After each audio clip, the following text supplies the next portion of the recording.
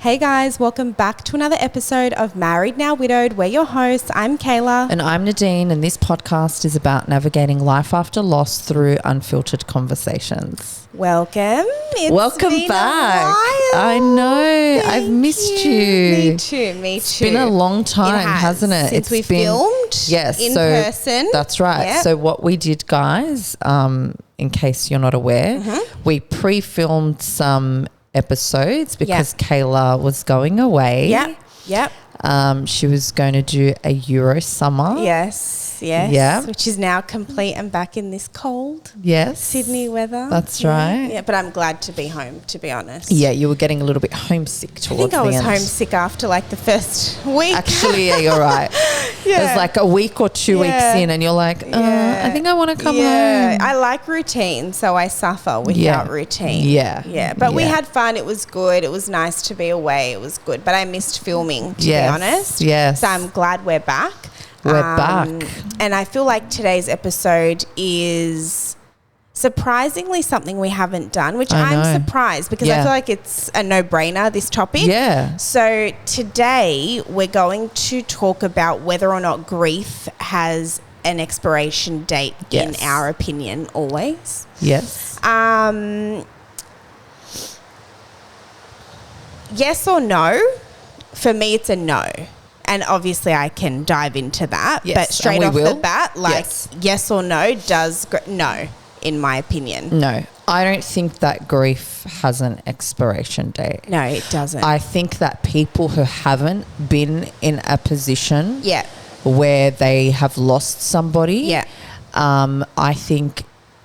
I think their answer would be very different. Of course it would be, because they don't know what it's like. That's right. Yeah. I think that to them, it's like, it's been a year. She not over it yet? 100%. Yeah. And not only so putting a time on something when you haven't been through it is one thing, but my pet peeve, which I feel like has happened to me a lot lately, is just because I'm doing something fun or taking a new direction in my life, people are shocked when I step back and reflect on things with my husband or even cry or even feel a certain way. They're really shocked. They're like, oh, it's kind of like oh, you still think about that? Oh, you still care about that? So do you think that if you have taken a different direction in your life, that people would automatically assume 100%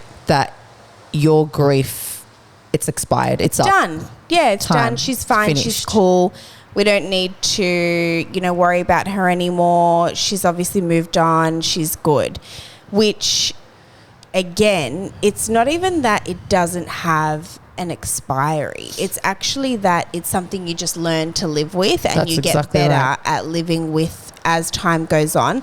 And you might get better at hiding it or managing it because, obviously the aim is to not let it affect your everyday life. You know what I mean? Like you don't want it to impact you to a place where you can't function. And we spoke about that in another episode, the difference between falling into depression after grief and what that means, or just grieving and letting yourself grieve appropriately, but not letting it go to that point where you might need some help. But also I think that with grief, and as time goes on, at the end of the day, and we have spoken about this previously, like if you have children, you cannot crawl into that, into that hole and just sit like it's not possible. You don't have a choice. You don't have a choice.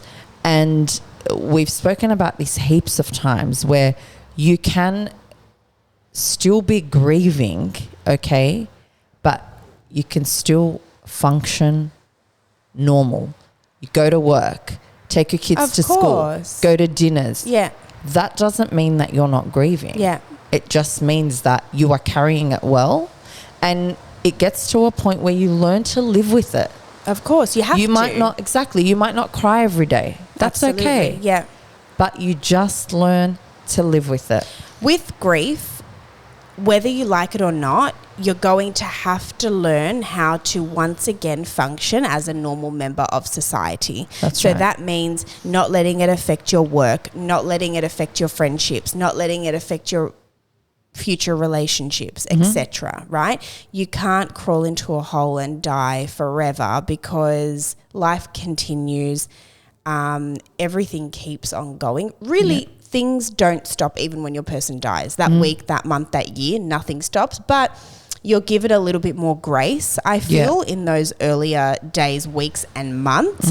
I think after a certain time, society does expect you to return back to normal. And I don't think that's a bad thing. I think when society puts a timer on your grief completely and expects you to be over it, that's a negative thing.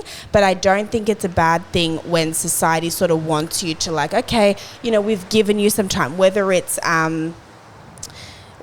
financial or you know, work, whatever it is. I think people give you that grace period, and then after that they're like, okay, you know, it's been a little, you've had your time, it's time to start getting back into everyday life. And I think that's healthy, because sometimes you might need a bit of a push to return back to a normal functioning member of society. But I think it's definitely something that is with you forever, and you shouldn't feel bad about that. There's nothing wrong with you, as long as you're not letting it affect your life. If you are, I think maybe that's where therapy comes in. Maybe, I don't know, I'm not an expert, but I feel like there's a huge difference between grieving appropriately, being sad, etc., and probably needing a little bit of help to get through that, and maybe talking to someone.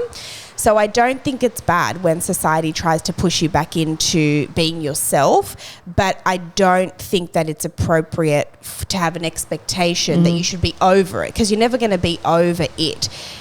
Arguably, there's nothing worse that can happen to someone in life aside other than death, right? Whether it's death of a family member, a close friend, a child, a parent, etc. That is the end game. In life, there's nothing worse that can occur to someone you love. So I think that, like, needs to be acknowledged, like it's a death. You're never gonna get over it. Never. Why do you think people expect us to get over it? Because I think it makes them uncomfortable.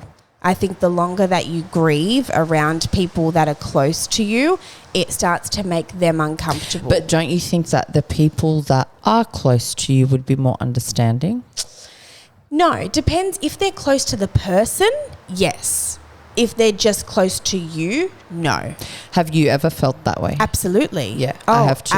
Yeah, absolutely. I have many people in my life currently that are sort of like, come on, like, all right, well, it's 3 years almost, let's move it along type of thing. And I don't get offended. Sometimes it upsets me deep down. I don't voice it. Sometimes I get a little bit upset and a little bit disappointed, because I'm like, how could you think that, like, how you know me, you're close to me. How could you think that I'm just okay, you know, and that just because I laughed with you, or I had a dinner with you, or I went to an event with you, or because I have a new person in my life, or a new whatever, how could you really think that I could forget about my husband, or be over the death or the trauma, or, you know, it's a bit disappointing when people close to me suggest that, but I'm so used to it. You know, it's been a while now. November will be 3 years, right? So it's a couple months away. And I just feel like I'm so used to people and their expectations or their ideas of how I should be grieving, or what I should be thinking, feeling, saying, doing, that I'm kind of just over it. I kind of just let it, like, whatever. Let them think whatever. You know what? If you look at me and you think, oh, she doesn't care about him anymore, she's over it, she's living a great life, having a good time, awesome. If you look at me and think, oh, she's changed a lot, she must be depressed, don't think she handled her husband's death that well, also great. I don't care. I actually don't care. I know how I feel, and that's it. Yeah, definitely. I feel like I felt that within the first, like, year. 2 years. Where there were certain events that would come up that would trigger me, and they never said it, but I think their actions, like, that said enough for me. Yeah. Do you know what I mean? Yeah. Yeah. And I swear to you, it was probably within the first year. That's very fresh though. Like, oh, she's crying again. Yeah, right. I just don't understand that. And these people have experienced loss. But how close? Maybe not as close. Yeah. I think that plays a role too though, because before my husband passed away, my grandparents had passed away, my grandfathers, and I wasn't close to them, so I wouldn't understand if someone was really grieving someone after that, even though I had experienced a form of grief. When it's really close to you, it's a whole different ballgame. Yeah, it is. And this is probably going to sound so weird, but do you know where I feel, because I feel a little bit uncomfortable now. Oh, what do you mean? Like, because I feel like people are putting an expiry on it. Yeah. And for me, it's been like 4 years. Yeah. So I feel like if I, for example, am just sitting there and then like something will happen and then I'll cry, or someone will say something and then I'll cry. Yeah. That people like eye rolls. Yeah, right. Okay. Eye rolls, right? Yeah. And where I feel, okay, so I'll give you an example. So Mick's first cousin passed away last week. Oh. Okay. And it was on his dad's side. And so I went to pay my respects. Yep. And they weren't really that like super close, but like they were first cousins, right? So they did have a relationship. Anyway, and so I went and I got triggered, right? Like severely triggered. And I don't know why. I don't know why I got triggered. Okay.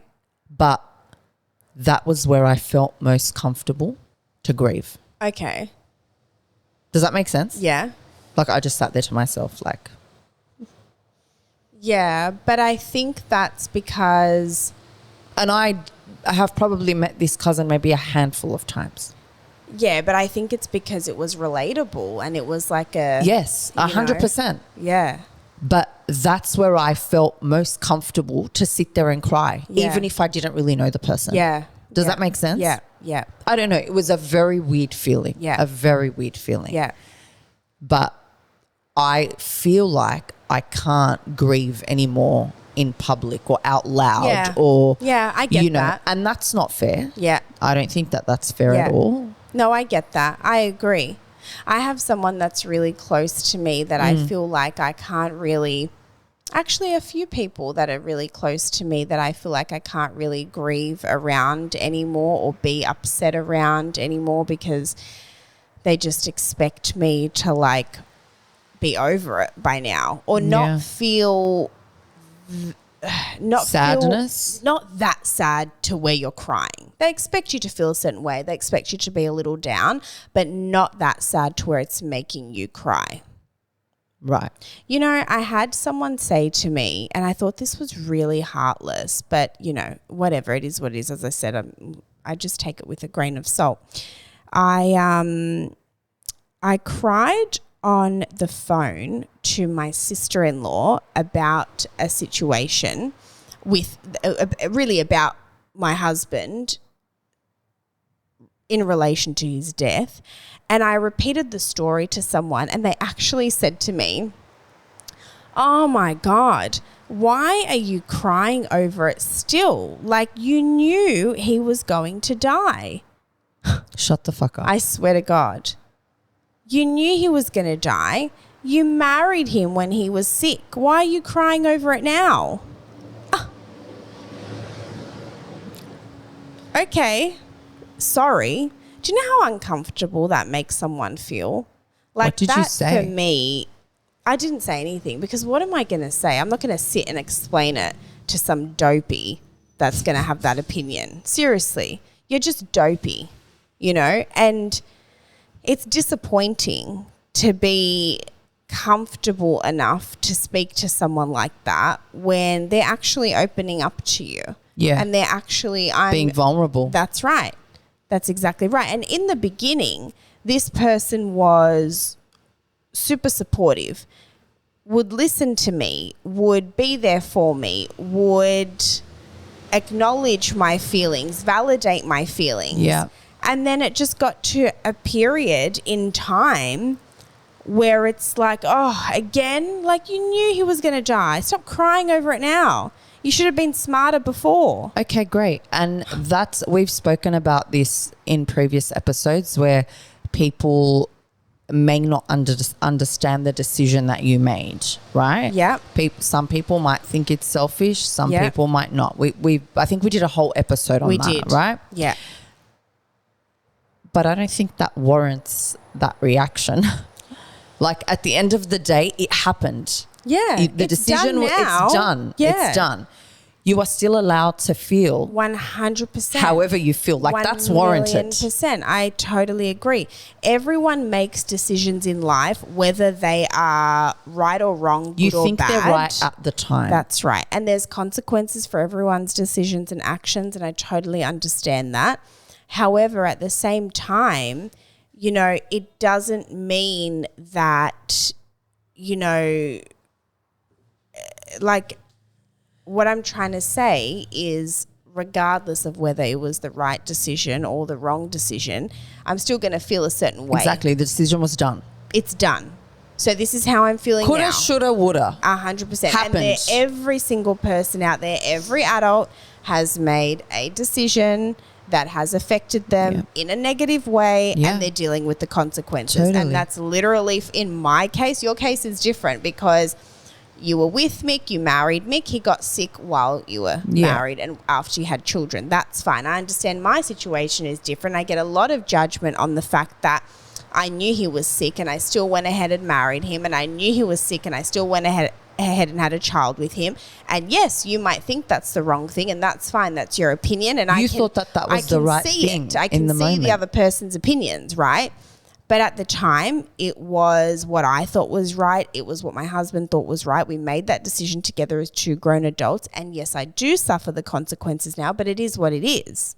You know, so if you are close to me, I do expect you to have a level of empathy towards that.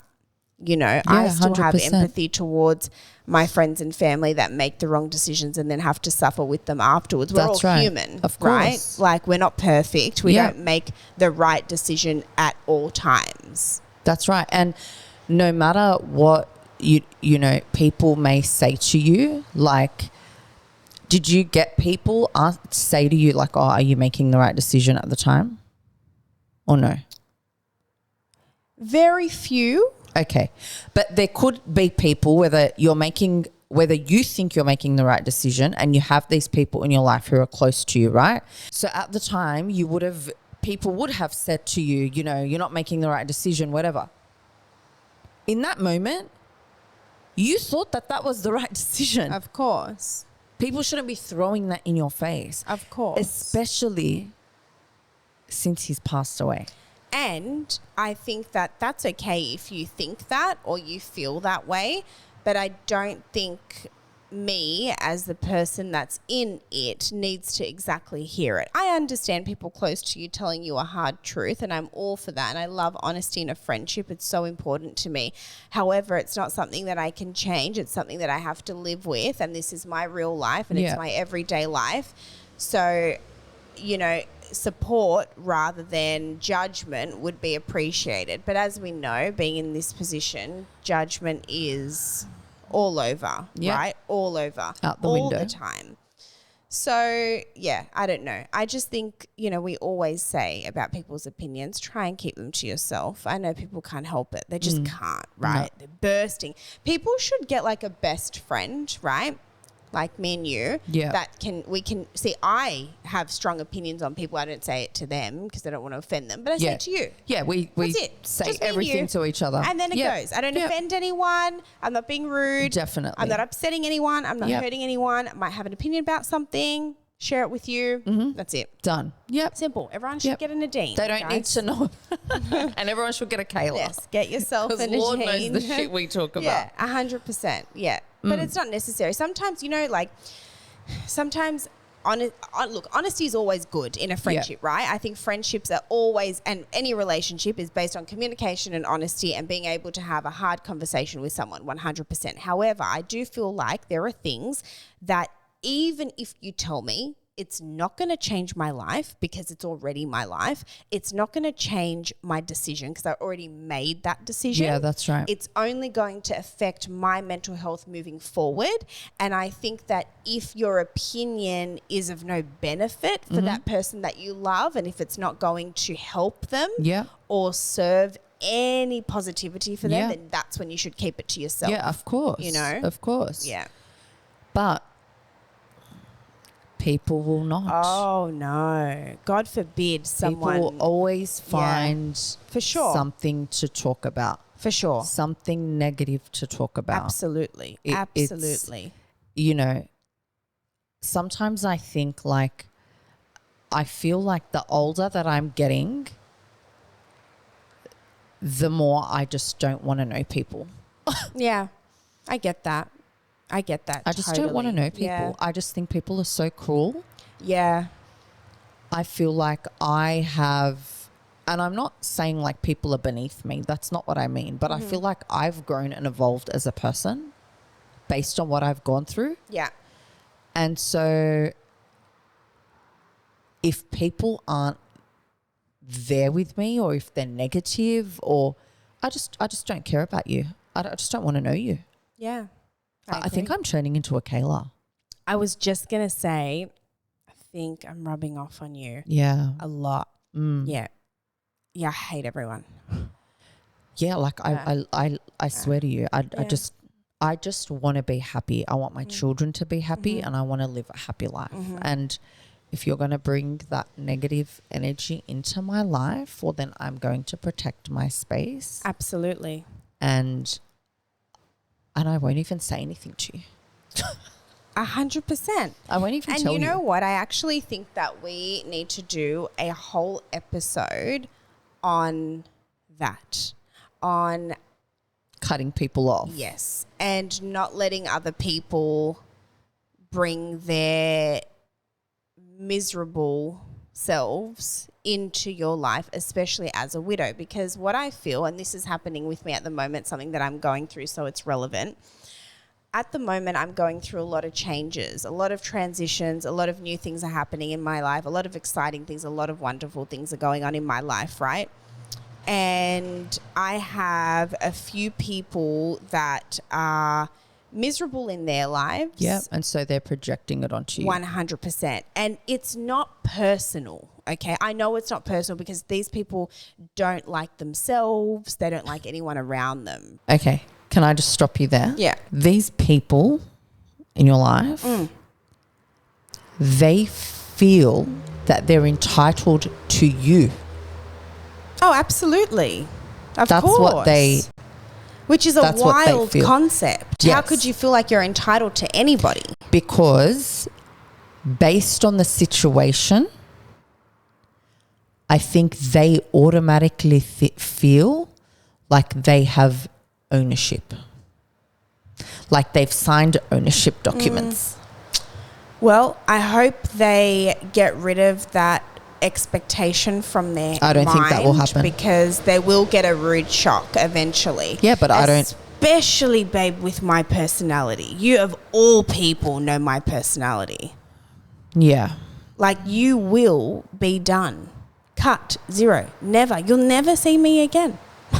I'm crazy like that, babe. I'm nuts like that. Once you're out, you're blocked. You see the fuck later. But also I feel like you've given...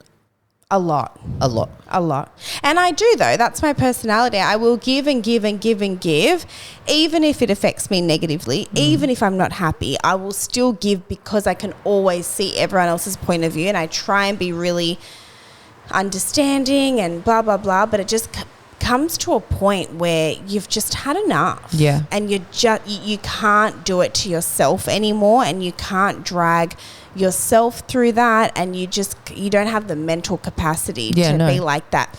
The only downfall I would say, I mean, I have many downfalls obviously, but I'm saying in stuff like this, my biggest downfall is that I let it go on for too long. Yes, that's right. I don't confront it as soon as a situation occurs, nip it in the bum, and then just move on. Yeah. I let it go and let it go and let it go. You let it stew. And then I fucking lose it, and then I look crazy because they're all like, the fuck? And then I look crazy, and then you never hear from me again. Yeah. So, but anyway, everyone had 2026 therapy. That's going to be something we're going to work on. We had said this year.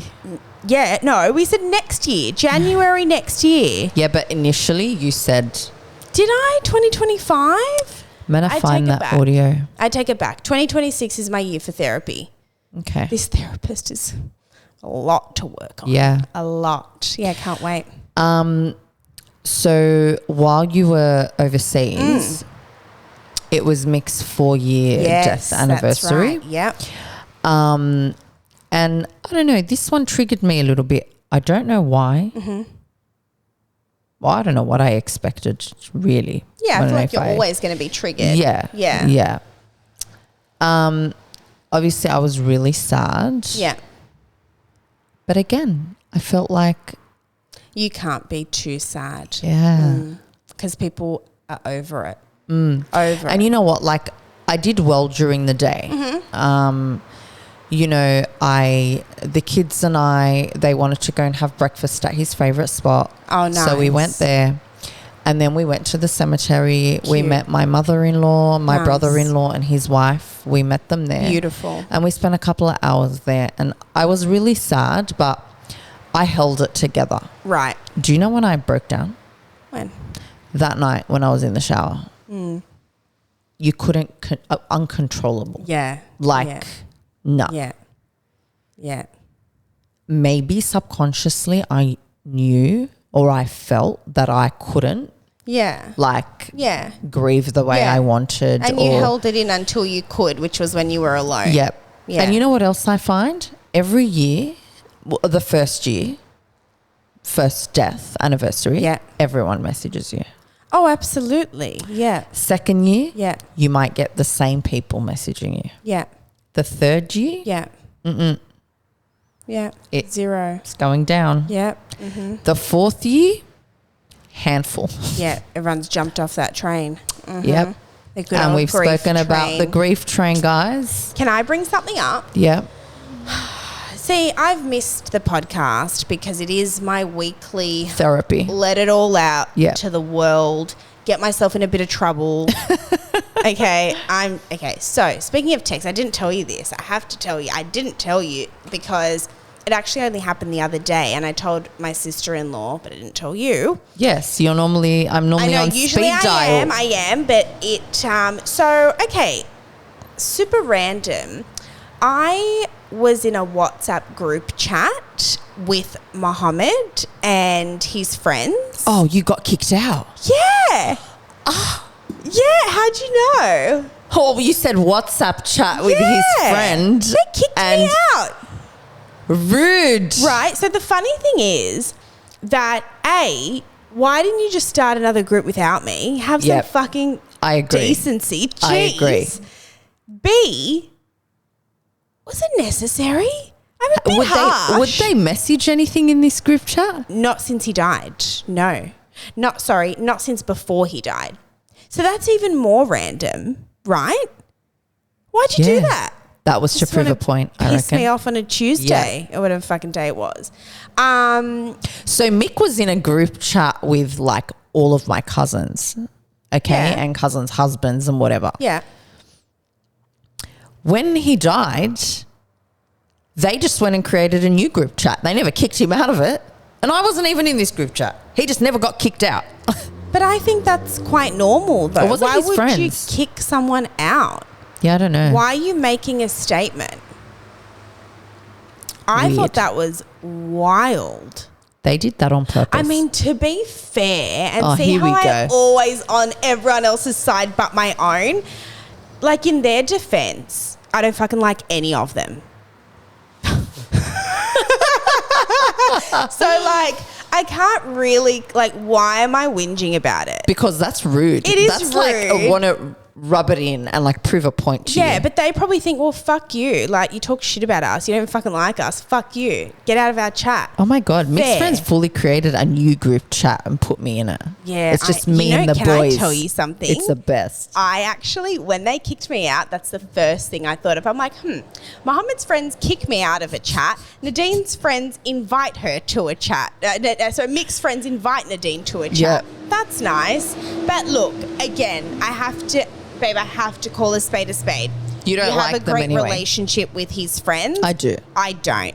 I could not give less of a fuck about them. Their own doing. That's their own fault, not yours. Thank you. Because I think that had they maintained a relationship, I'm lying again. I can't say I cared about them before either. Oh, I'm not gonna lie. I don't like to lie, babe. I like to be real, and I don't like to make myself look like the. Okay, so what are we burning about? I'm not fucking burning. I don't give a fuck. Just in the moment, I was like, and then I quickly sent it all to my sister-in-law. What did she say? And then, she was, I can't remember, but she was like on my side.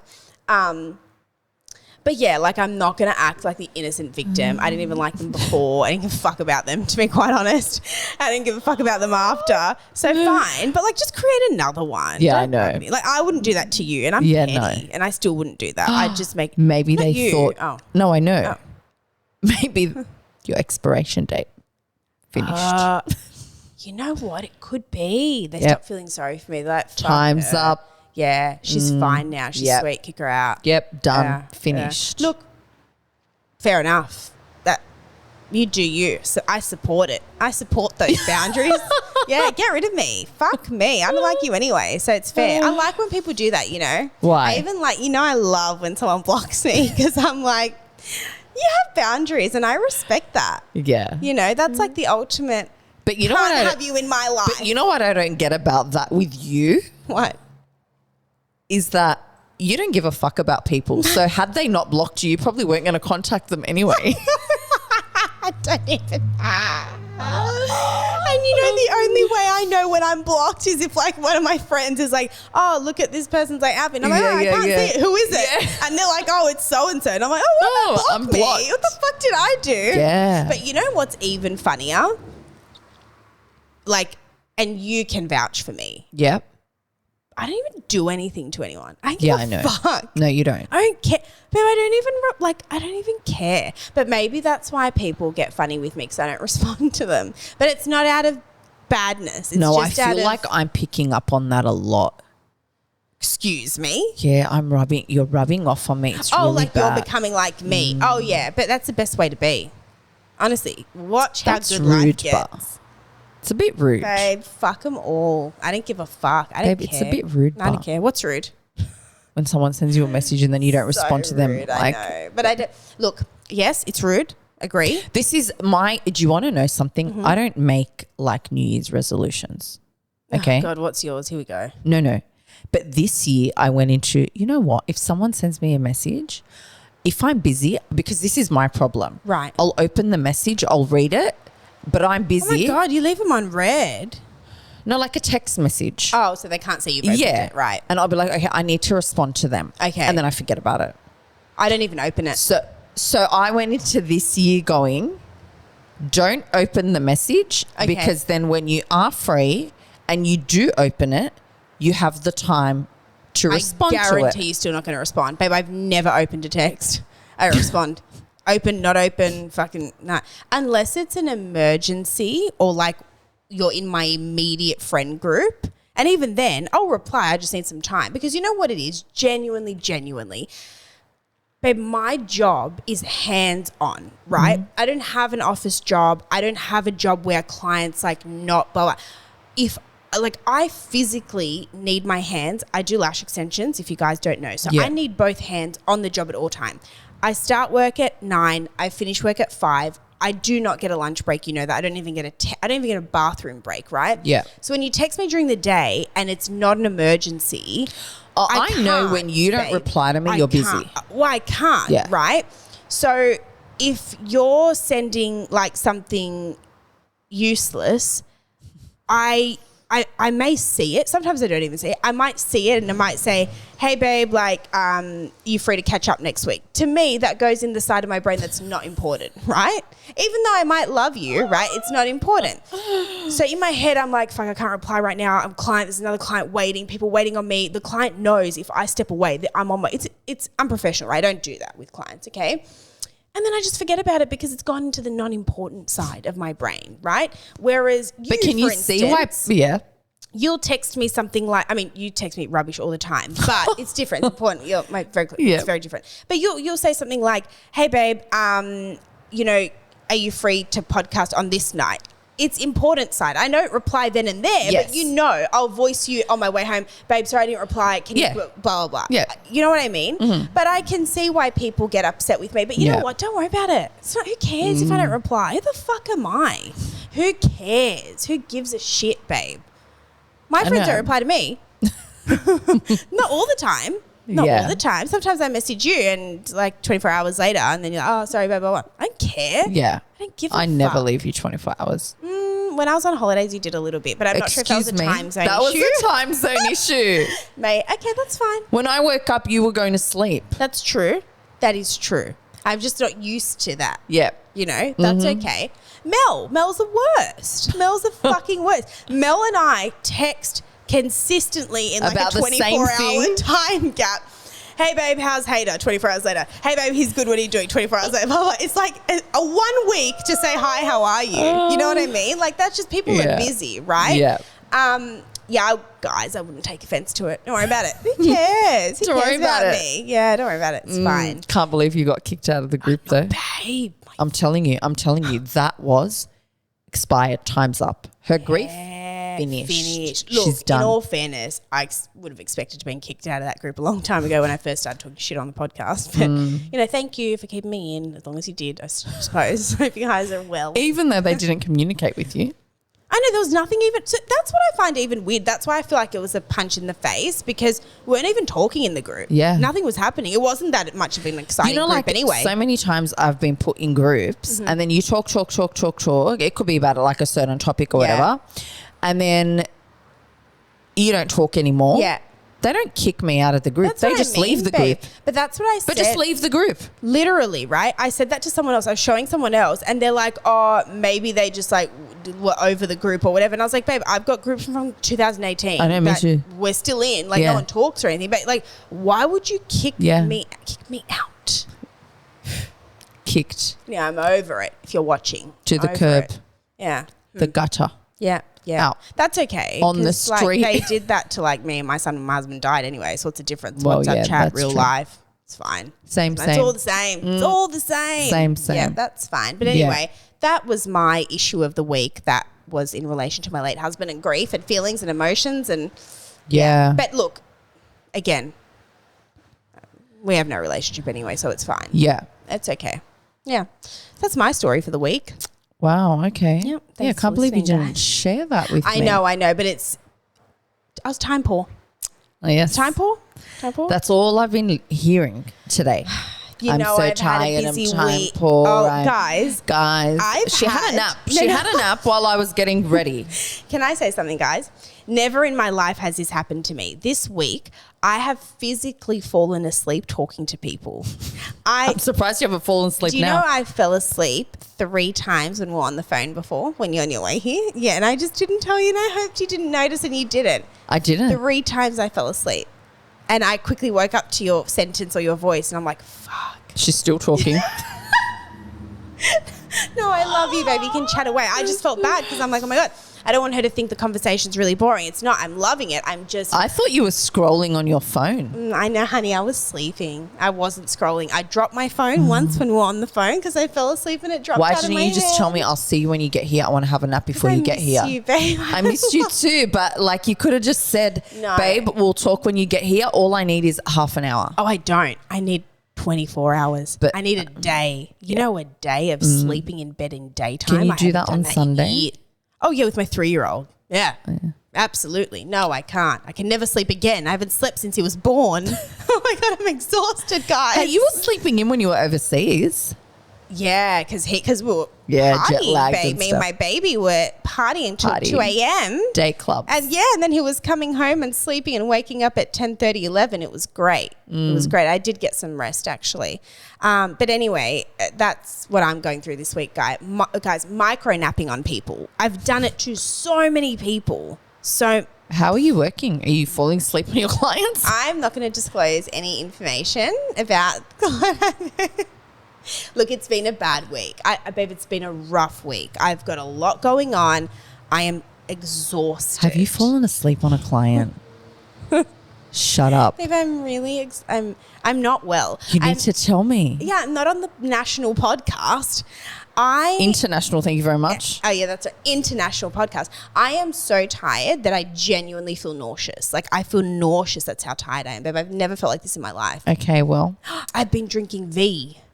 And you know how I feel about V. And full sugar, mind you. Oh, no, sugar-free. No, I need it, babe, or I won't survive. Wow, okay. Yeah. Mm-hmm. Yeah, so that's my thing, guys. Okay. All right. Well.